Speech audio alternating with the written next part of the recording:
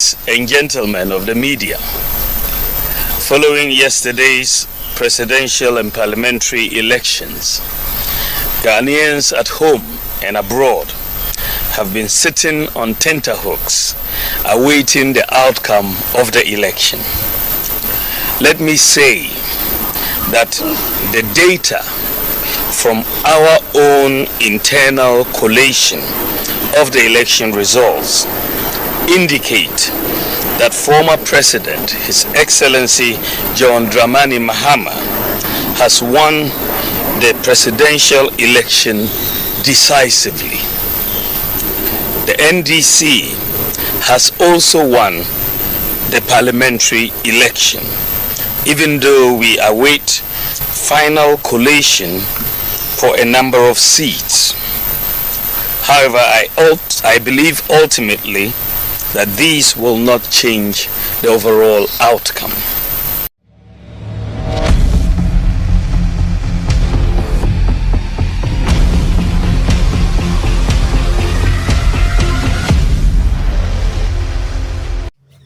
If you are emotionally attached to your tribe, religion, or political leaning to the point that truth and justice becomes secondary considerations, your education is useless.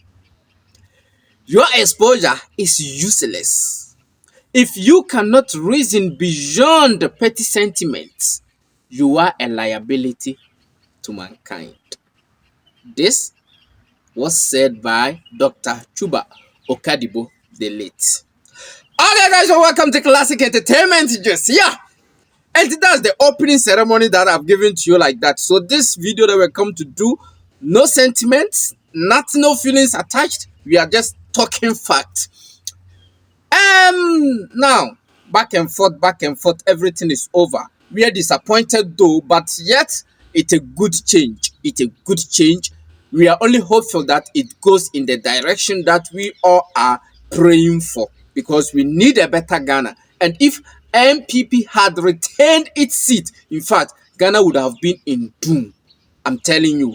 And every Ghanaian, Ghanaian power, citizen of Ghana,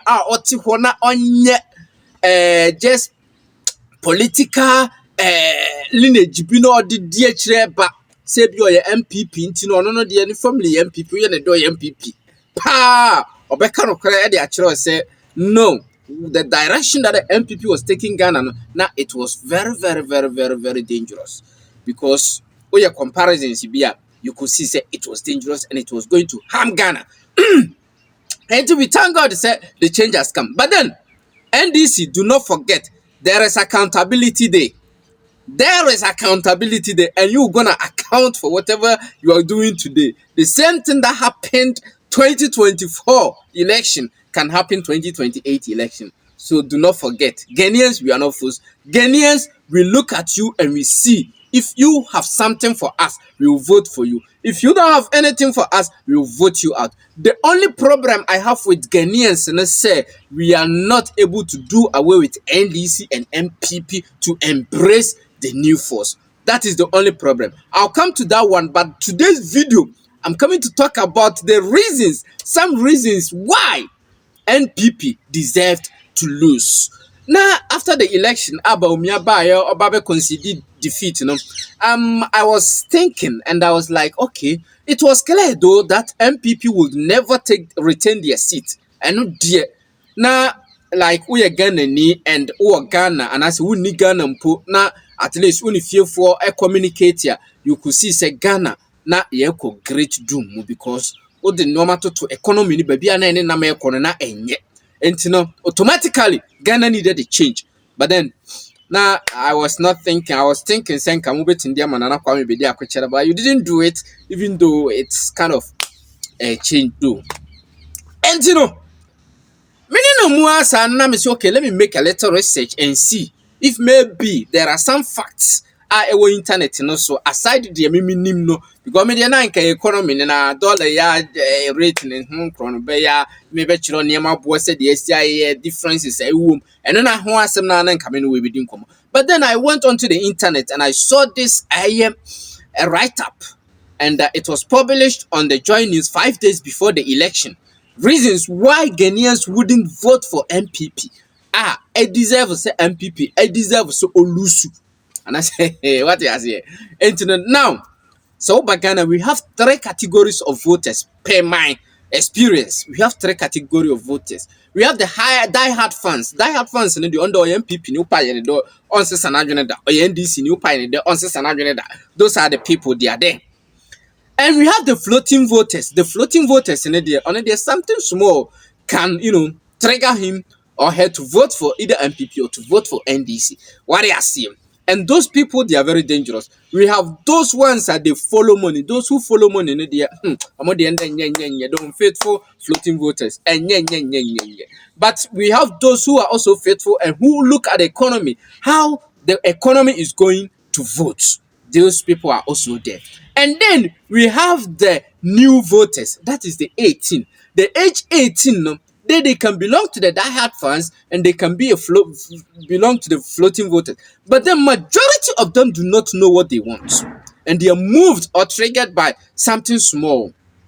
Until they can follow money and also they can be convinced through a Nema Omuhu because they are very young. Yes. But now, so as I went onto the internet and I gathered an information here, it was published on Joy News. Let me read it accordingly and for you to know why NPP deserved to lose this election. It's going to take us about 8 minutes. Just stay tuned and then let's go.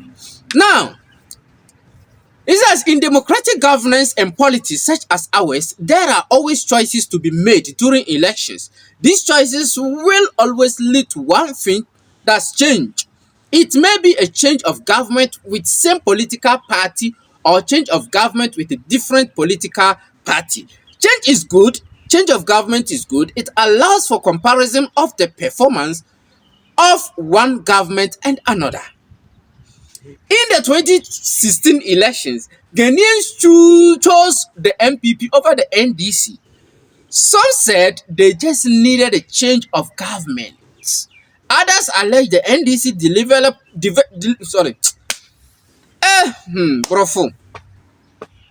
Some said they just needed a change of government. Others alleged the NDC delivered poorly governance at the time. Others became excited by the enticing promises of the opposition NPP at the time and called for change, with same repeated in 2020 under disputed electoral outcome. 2022 NPP won again. Yeah. 8 years down the line from the 2016 general election, every sector of the government economy has suffered deterioration under the Akufo-Addo regime than it was under former President John Mahama when he was voted out. The question, therefore, is what will be the basis for NPP and Bawumia to be retained in government in this December 7th elections? This is a government that preached competence, prudence, and humility in opposition and practiced gross incompetence, opulence, corruption, cronyism, nepotism, and arrogance in government. You can tell they were very arrogant. Nothing could change them.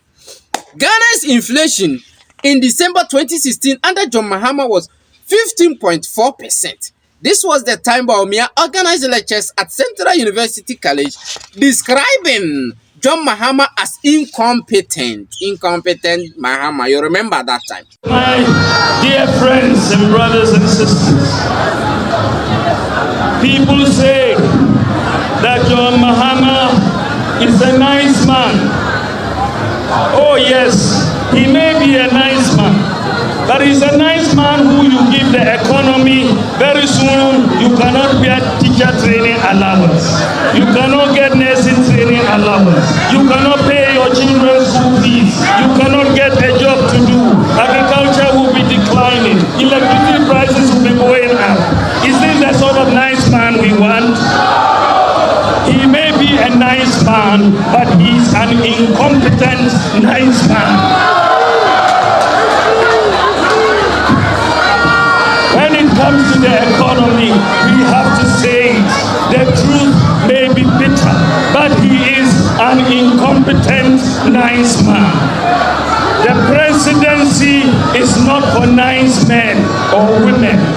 The presidency is for doers, people who can make things happen. As we speak, the inflation rate under him is 19.53% after the abysmal record high of 54% in the last 2 years. If JM's scorecard in inflation on inflation was 15% and he was voted out, on which basis should Bawumia be retained in power with a score of 54% and 19.53%? That will be an endorsement of mediocrity. Ghanaians, we are not mediocres. If JM was sacked for supervising an exchange rate of $1 to Ghana 4 cedis, what should Ghanaians do to the man who presides over an exchange rate of $1 to a whooping Ghana 17 cedis? And this is the man who wrote 170 questions to Mr. Atta, the vice president at the time, for answers on why his management of the city was so poor. Where really is the comparison between JM and Bawumia in these simple scenarios? Just these simple ones. Ghanaian workers have suffered poverty and higher cost of living under this government than any other government under the Fourth Republic. There have been more collapses of businesses under this government than any government in the last 30 years of our Fourth Republican democracy. Within the last 2 years, Ghana has experienced a wave of closures and relocation of 8 major international companies and businesses that previously operated in the country and provided jobs and other services to Ghanaians. Some of these multi-millionaire dollar companies include Unilever Ghana, Nivea, Jumia Foods, Game, Glovo, Big Pen, Dark and Lovely, and Bet365, among others. Some of these companies operated in this country for over 20 years but could no longer sustain their business under this government, citing unstable economic conditions marked by the fluctuating value of the Ghanaian cedi, higher inflation rates, high taxes, unstable energy, and soaring cost of imports. Embarrassingly, many of these companies relocated to neighboring countries including Togo, Nigeria, and Cote d'Ivoire, where conditions of doing businesses in those countries are considered better than Ghana. This is how disgraceful the performance of the Akufo-Addo-Bawumia regime has been. Conditions in Togo, Cote d'Ivoire, and Burkina Faso better supports businesses operations than in Ghana. What a shame. If JM could keep these businesses in the country, which employed many Ghanaians but was voted out, on which basis should the regime that supervised the collapse of all these businesses be retained? The NAPCO program, which was flamboyantly launched by government in 2018, was immediately terminated after the 2020 general election, rendering about 100,000 young people jobless after mischievously luring them to support the NPP to win the 2020 elections. This, among others, contributed to the deteriorated unemployment rate from 7% in 2016 to 14.7% in 2024. How can this naked incompetence and insensitivity be rewarded by another tenure in the office? Then there will be no need for any government to strive to offer the best to their citizens. Exactly. The same deception was perpetrated against teachers and nursing trainees regarding their student allowances. They were deceived into believing they would be paid their student allowances and be posted immediately after school. These have all been a hoax. Beyond a few nurses and teachers who allegedly can pay huge sums of bribes to connected persons in high places to be posted, the rest have still home since 2020 and no allowances have been paid to them. This is contrary to the sound and sincere policy alternative of the John Mahama government, which proposed to substitute the nurses and teacher training allowances with a student loan scheme like all other tertiary students in all tertiary institutions across the country, so that revenue that would have been invested into allowances will be directed into infrastructure expansions in the colleges and the construction of new hospitals and schools to ensure more students are enrolled into colleges, and to also ensure college graduates are immediately posted to these newly constructed schools and hospitals after graduation. Ghanaians must embrace sincerity and practicable policy alternatives rather than falling to deceit from cunning politicians. What happened to the NPP's one district, one factory policy? What happens to the one village, one dam policy? How about our constituency $1 million policy? Can you identify any constructed factory that was employed your neighbors in your district, constituency, anywhere? Just tell me one. Why do we allow ourselves to be fooled and deceived in this manner in the name of politics? Per the Auditor General's report, the NPP government allocated and spent 12 million on Walugu Dam and never constructed any dam there. Going by the current exchange rates, that is over 200 million Ghana cedis chopped by the NPP government for free without any dam constructed. What a pity. It's a shame. Over 58 million. Yeah, oh gosh. Over 58 million Ghana cedis has been spent on the construction of the infamous National Cathedral project without parliamentary approval and the reconstruction of the cathedral. They just take the taxpayer money, share it like granules, and chop it for free. The Auditor General will state it in the audit report. The Parliament's Public Account Committee will cite them for prosecution, but the Attorney General will never prosecute it because the perpetrators are his cronies. How can such a rotten regime be endorsed by electors? What will be the essence of democracy then? Such a corrupt government must be voted out so we can have a new government, a new Attorney General, a new president, and new ministers for proper investigations and prosecutions to promote accountability and retrieval of taxpayer money. So this was a write-up published on Joy News 5 days before. There are some questions I don't want to go through again, but then let me just put it and end it for you.